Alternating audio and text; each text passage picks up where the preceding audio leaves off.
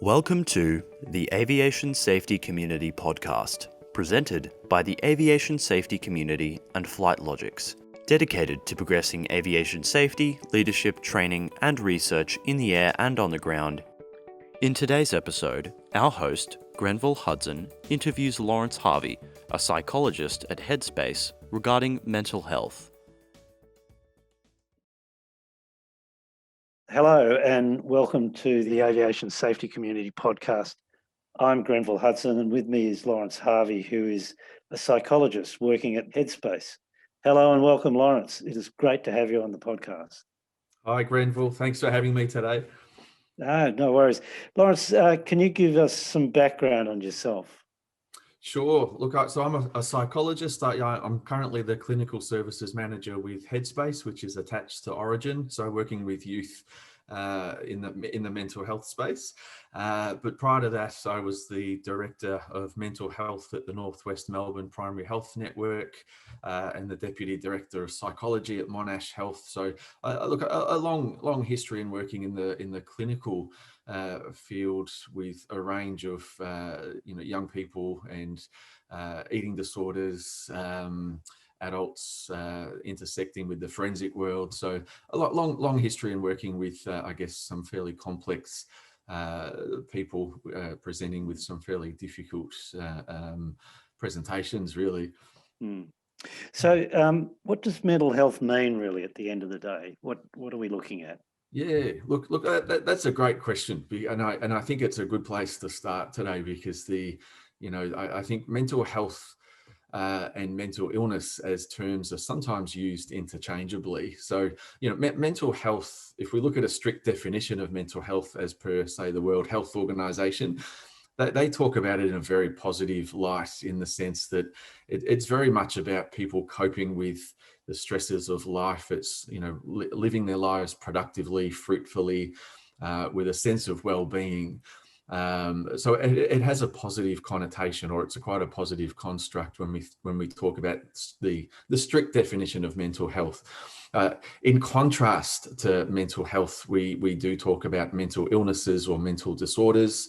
And sometimes they're used interchangeably. But when we think of a mental illness or a mental disorder, it's very much around, I guess, a cluster of symptoms that are severe, that really impact a person's functioning in terms of how they think, how they feel, how they behave, and impact their functioning or their ability to function.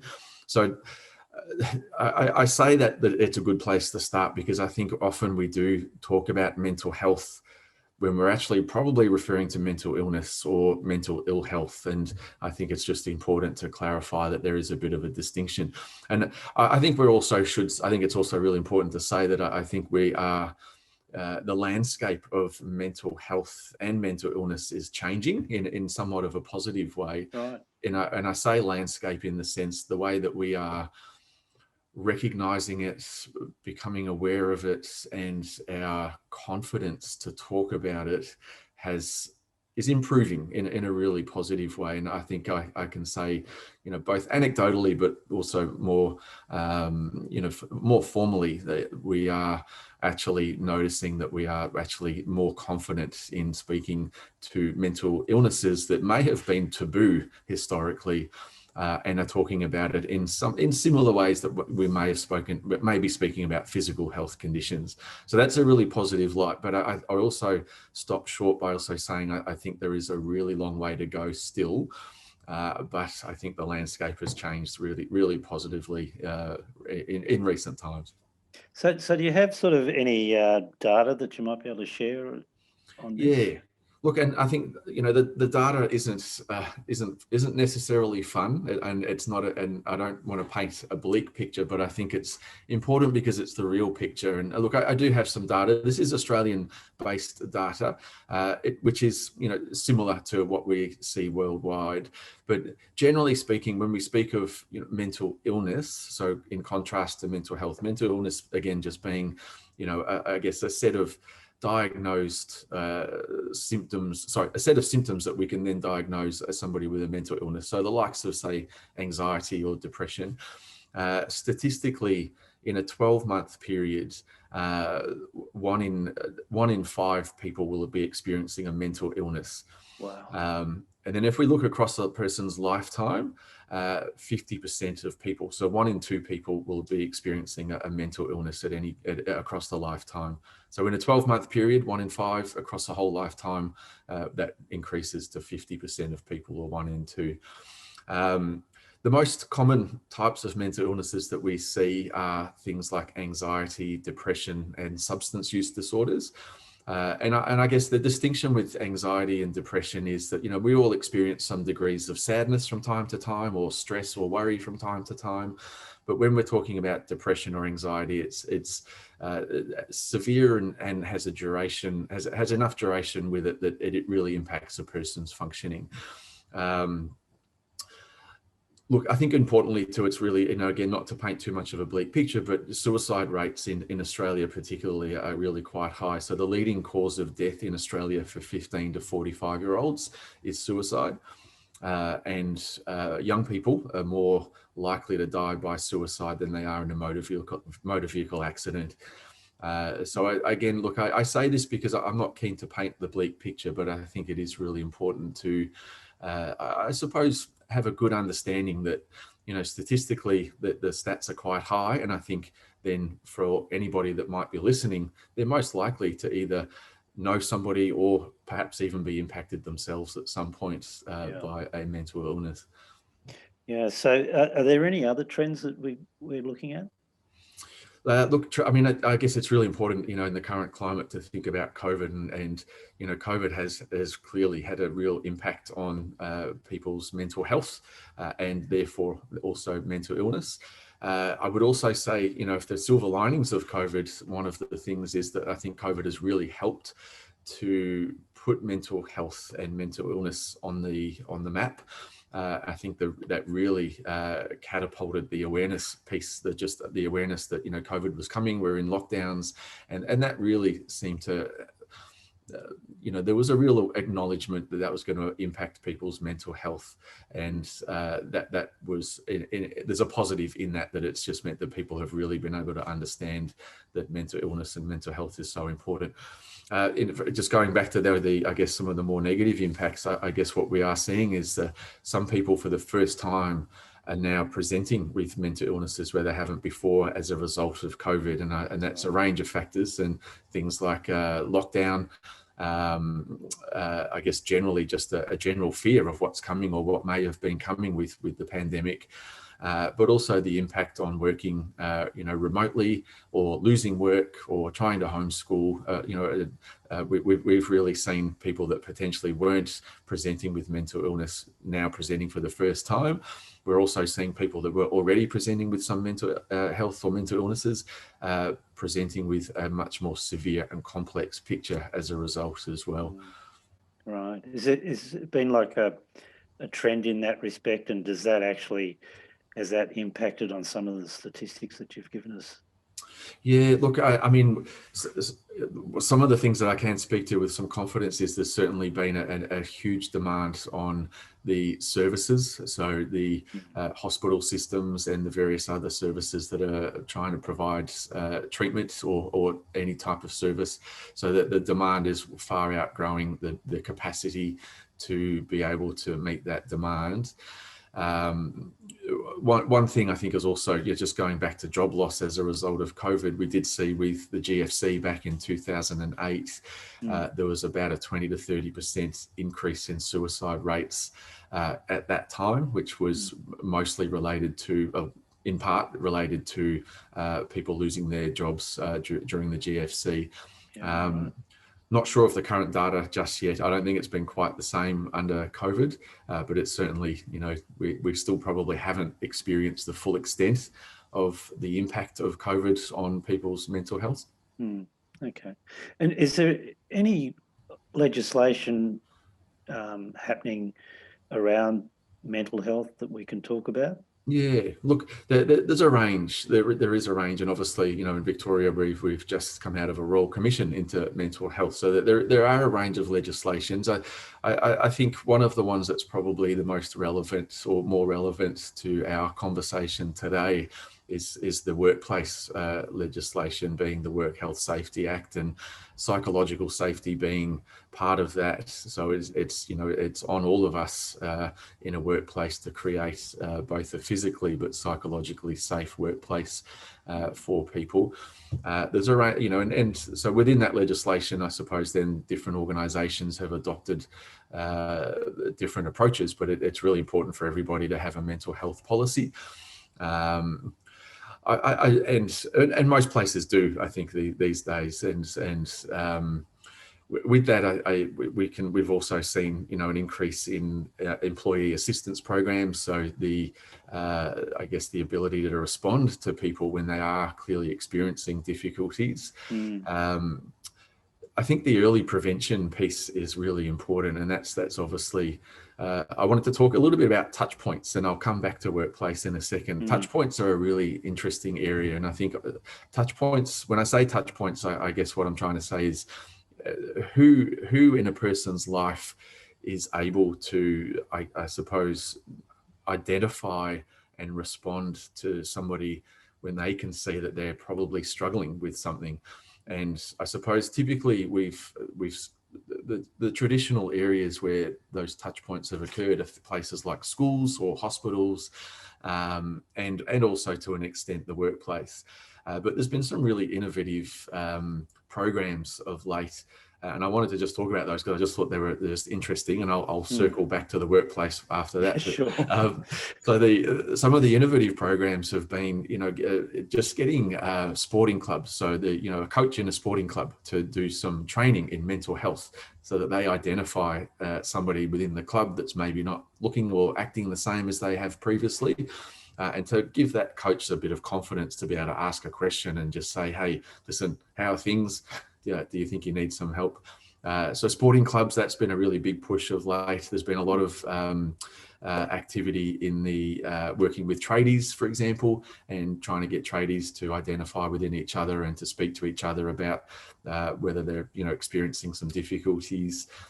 Even hairdressers, librarians, they're all people that have these different interactions with people, but in a great position to be able to then say, hey, how are things going? And you're not looking the same at the moment. Is there anything that that you might need?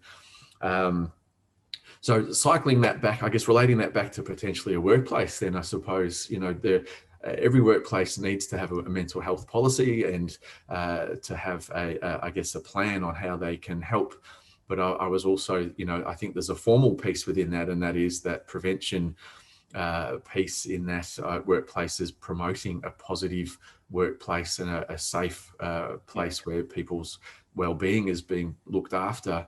But also, I suppose, less formally. And the other thing also too is, it's really great to have people within the workplace trained in something like, say, mental health first aid, which really is about people, managers or certain individuals within organisations who have been trained to, I suppose, firstly identify, but have that confidence to ask a question and to have confidence that they can respond to what a person may say.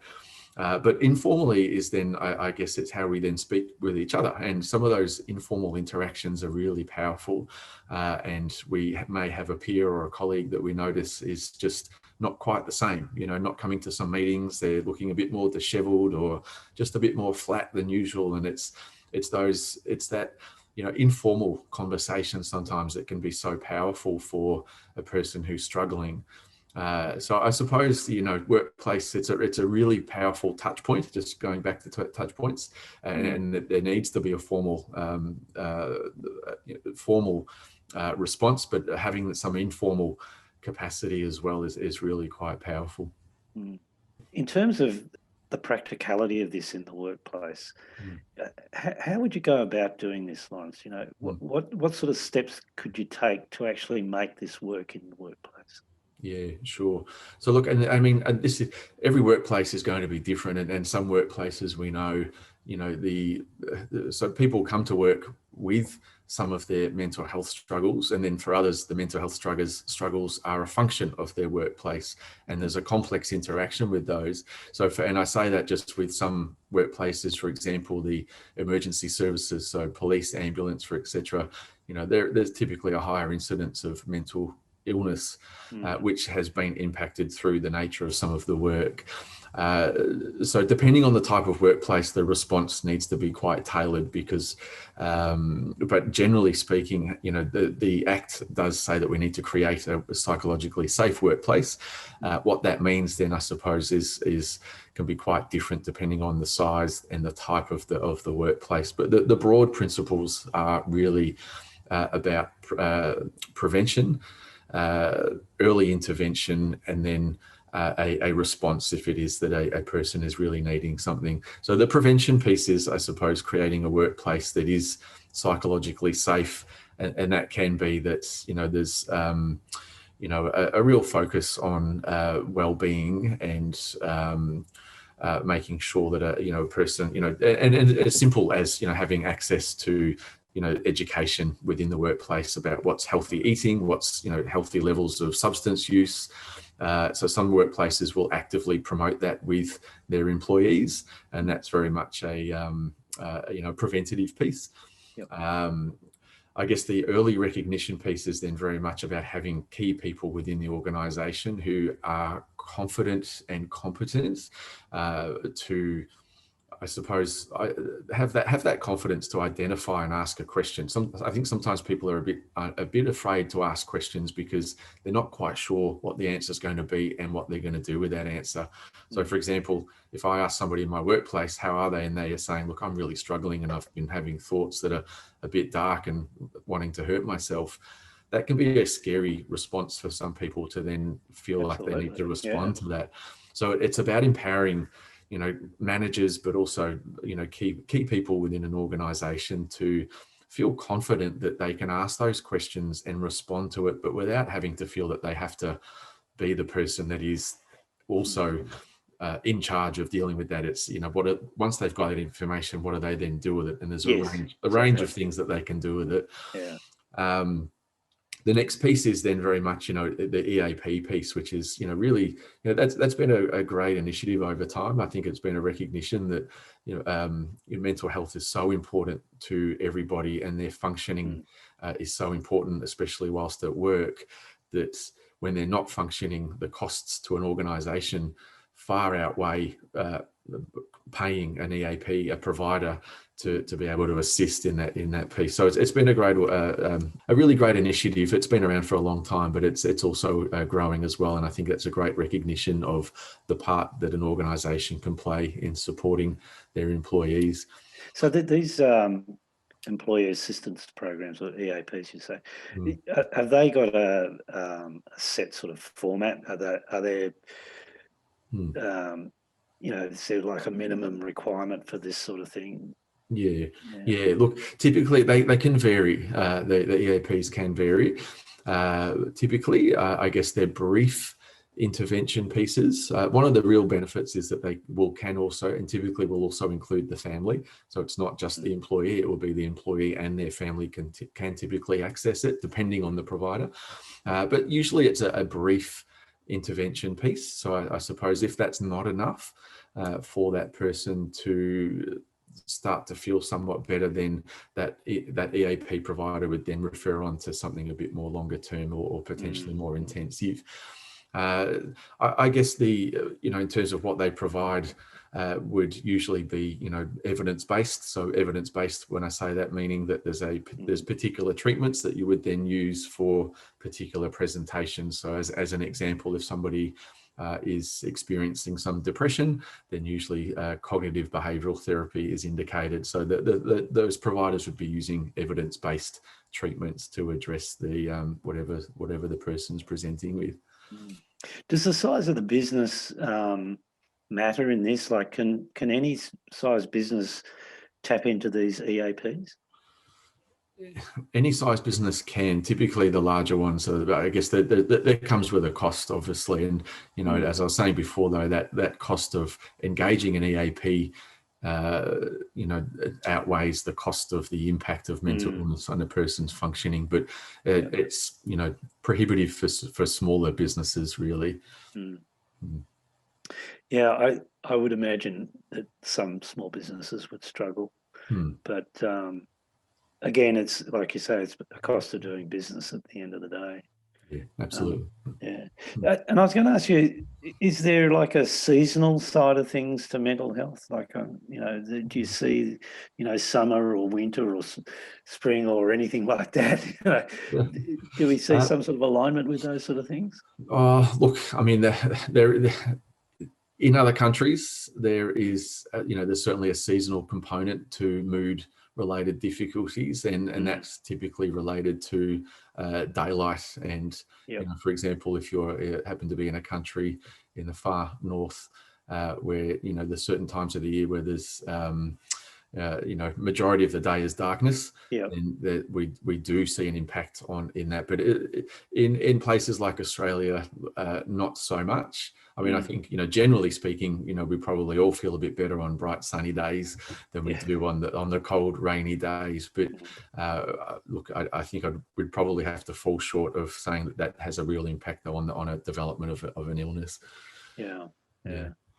Lawrence, it's really been very interesting. There's a lot more we could talk about, I'm sure, but at least it gives our listeners an overview of where mental health sits, and it's really great. Thank you so much for coming along and talking with us. No problem. Yeah. Talk to you again soon. Thanks for having me, Grenville. Thanks very much. We would like to thank our sponsor for this episode, FlightLogix, for their continued support during this podcast's production. FlightLogix, providing low-cost aviation safety department solutions. Thanks for listening to this episode. Be sure to like and subscribe if you enjoyed our content, and if you're interested in learning more, feel free to find us at aviationsafetycommunity.com.au, or if you wish to continue learning more about aviation safety, please look at our previous episodes or our webinar presentation series. Thanks for listening.